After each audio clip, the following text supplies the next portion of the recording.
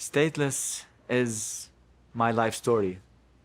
I was born to a Syrian father and a Lebanese mother. But 6 months after I was born, my father left. And in the Middle East and in Lebanon, where I was born, women are not allowed to register their children, legally speaking. Only the father can. But because my father didn't register me, and I had no physical proof about his identity, no picture ID, no nothing, I had no legal proof that my father was Syrian or about his ID or even whereabouts. So I couldn't claim Syrian citizenship. And because my mother couldn't register me in Lebanon, I couldn't claim the Lebanese citizenship either. So I end up in this legal limbo where no country on earth recognized me as a citizen. I might as well be from Mars. Unfortunately, statelessness is not that unique. There are probably 12 million stateless people around the world, and these are the ones maybe registered with the UN. God knows how many more. Because there is something you need to understand. Stateless persons in Lebanon are treated worse than animals. Stateless people live in camps or on the streets. They get abused on a daily basis, and nothing does anything about that. My name is Fadi X. My name is Fadi Chalouhy. My name is Fadi Musa. Take your pick.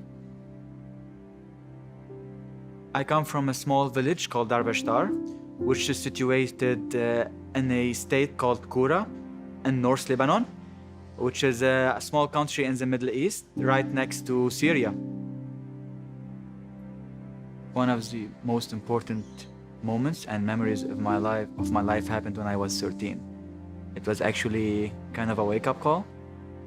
I told my mother I need money, and she said no.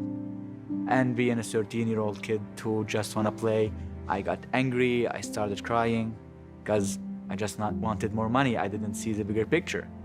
And I still remember that day as if it was yesterday. She was smoking, my mother. She turned off her cigarette and she grabs me with all her strength and she takes me to the kitchen. And I didn't understand what was happening. So she opens the fridge and she tells me, look at it. What do you see? I didn't understand the question, like what do you normally see at the fridge? What was I looking for? So I start naming random things, bread, milk, cheese. And she told me, do you see these? This is the only thing I could ever give you. Anything else you want in life, you need to go out and get it yourself. All I can do is give you food. And being a 13-year-old and hearing that, it made me kind of feel a huge sense of responsibility. And 3 weeks after that moment, I started working. And I never stopped working ever since. And I never took money from anyone, not even my mother's, ever since that day. So at the age of 13, I found out how hard my life is gonna be. You would never associate the word statelessness with future. You look at me and unfortunately I am the anomaly. If you go and just search the word stateless people, you will see homeless, criminals, dead people, sold, abused for body parts, organs. This is the life of a stateless person, brainwashed to join terrorist organizations because they have no purpose, they have no hope. No access to healthcare, no access to educational systems, you cannot find a job, no social security, no insurance. From a legal point of view, if you shoot me, if you kill me, you wouldn't kill anyone. If you weren't registered with the UN, nothing will happen to you. You didn't kill anyone from a legal point of view. I remember I used to be detained because they didn't know what to do with me. Who would I call? What embassy? I'm no part of any country, so who would care enough for me? And I wasn't associated with the UN back then because I didn't even know stateless people have rights. So future is not a word I would use to describe statelessness, to be honest. Statelessness, from a legal point of view, have no right to an education. Of course, there are some charities and organizations the UN could help, but back then, we didn't know what the UN was. It was early 90s in a remote village in Lebanon. But luckily for me, my mother was the janitor, or cleaner if you want, at the local Catholic school. And she just pleaded with the nuns. All she ever wanted for me was to get a fighting chance. So the nuns agreed to allow me into classes just to basically read and write. Luckily, or lucky for me, I was good in school.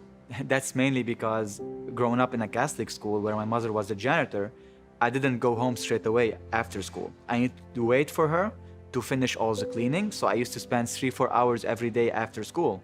And my mom's way to get rid of me was just to chuck me in the library and tell me, read whatever you want. And this is what I did.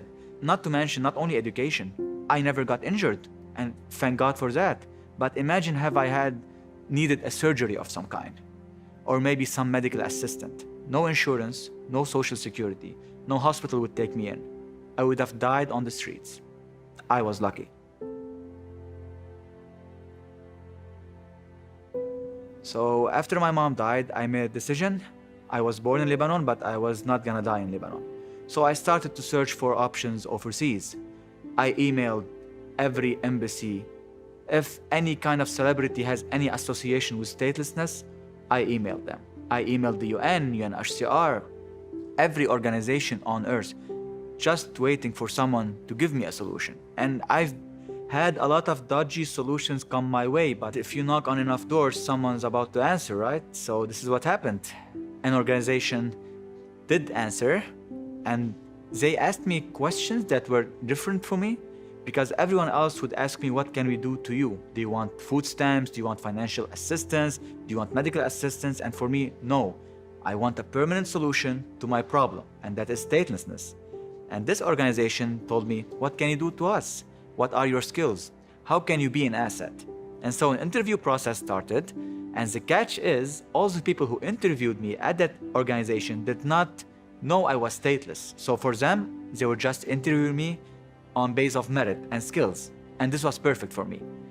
I aced all interviews and I passed with flying colors, and the job offer came through. But that was just the beginning, because how do you get a stateless person with a job offer legally outside of Lebanon and into Australia? And this is where this wonderful organization came through to me. They actually moved mountains, they hired a legal team, and I could spend actually an hour just mentioning the people and organization that had to work together just for me to get out of Lebanon. In the end, they managed to get me something called the laissez-passer, which is a Lebanese travel document. And through that, I managed to use it and exit Beirut into Sydney. As I walked through custom here in Australia, I actually felt like a free man. And the first impression was the Australian official looked at my laissez-passer, no reaction, no questions, nothing, no surprise even. He just smiled and said, welcome to Australia. And this was a huge mountain off my shoulder, because 20 years of being pulled over, being questioned, why do you have this name? Why don't you have an ID? And for the first person, someone actually looked at my document and had no problem with it. I was ecstatic. And add on that, there was an army of people waiting at me at the airport, from my organization, from the talent companies that introduced me, friends, relatives. It was just amazing. I felt like a rock star. It was probably one of the happiest moments of my life, because I felt like I made it. I felt like I was born. It was like a fresh start. I would like to say thank you for Accenture for saving my life. You moved mountains to get me here. You gave me the chance to actually dream, to change my life forever, for giving me this amazing chance to actually live my dreams and my hopes. If it weren't for you guys, I'd probably be stranded back in Lebanon, or even worse, homeless, dead, or behind prison bars. I have no idea of where I would be. And no matter what I do or how much I say, you will never understand or grasp how thankful I am for this. Thank you for taking me in and making me part of your family. Thank you very much.